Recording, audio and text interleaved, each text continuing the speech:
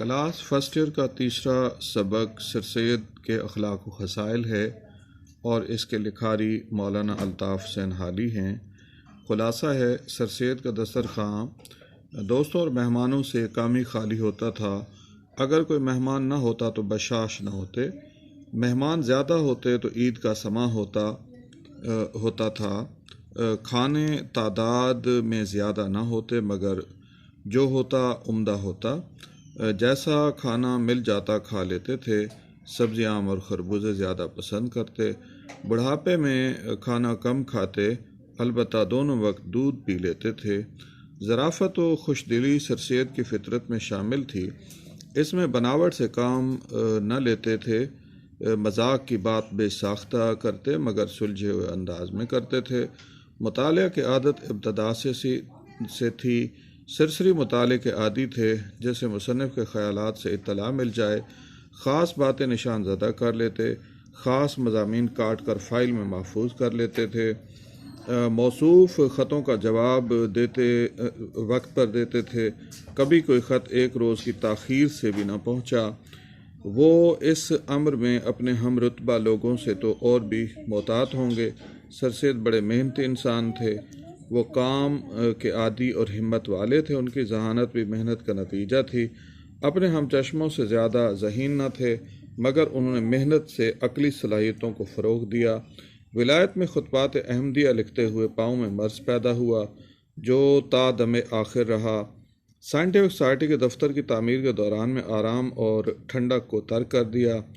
فارغ اوقات میں دوستوں کی صحبت سے دل بہلاتے، سر سید کی زندہ دلی انہیں تازہ دم رکھتی، وہ اپنی باتوں سے چھوٹوں اور بڑوں کے دل مسخر کر لیتے تھے۔ راست بازی سر سید کے خاص اوصاف میں سے تھی۔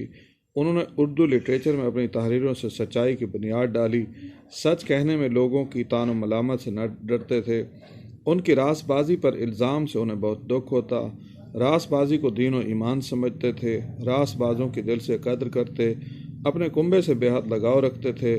بھائی کی موت کا صدمہ انہیں 20 برس نہ بھولا، اپنی والدہ سے انتہائی محبت کرتے تھے، ان کی ناراضی کو خوشی سے برداشت کرتے۔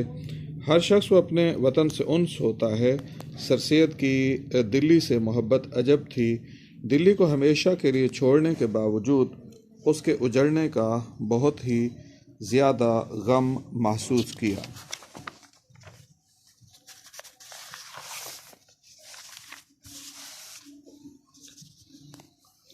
اس کا اظہار اور اسی حادثے کے سبب ہی اس کا اظہار کیا اور اسی حادثے کے سبب ہی قوم کے ہمدردی کا خیال ان کے دل میں آیا۔ سر سید کا اپنے دوستوں سے سلوک نرالا تھا، دو باتوں میں خوشی محسوس کرتے، کام اور دوستوں سے ملاقات۔ نواب محسن الملک نے انہیں خوبیوں کا مرقع قرار دیا اور اسی بات کو ہی سر سید سے والہانہ محبت کا ذریعہ قرار دیا۔ سر سید اپنے ماتحتوں کو ہمیشہ اپنے ساتھ رکھنا چاہتے تھے۔ ان کے پاس جو ملازم آیا پھر وہ جدا نہ ہوا، وہ ملازمین کے خلاف شکایت نہ سنتے، اگر سنتے تو اثر نہ لیتے۔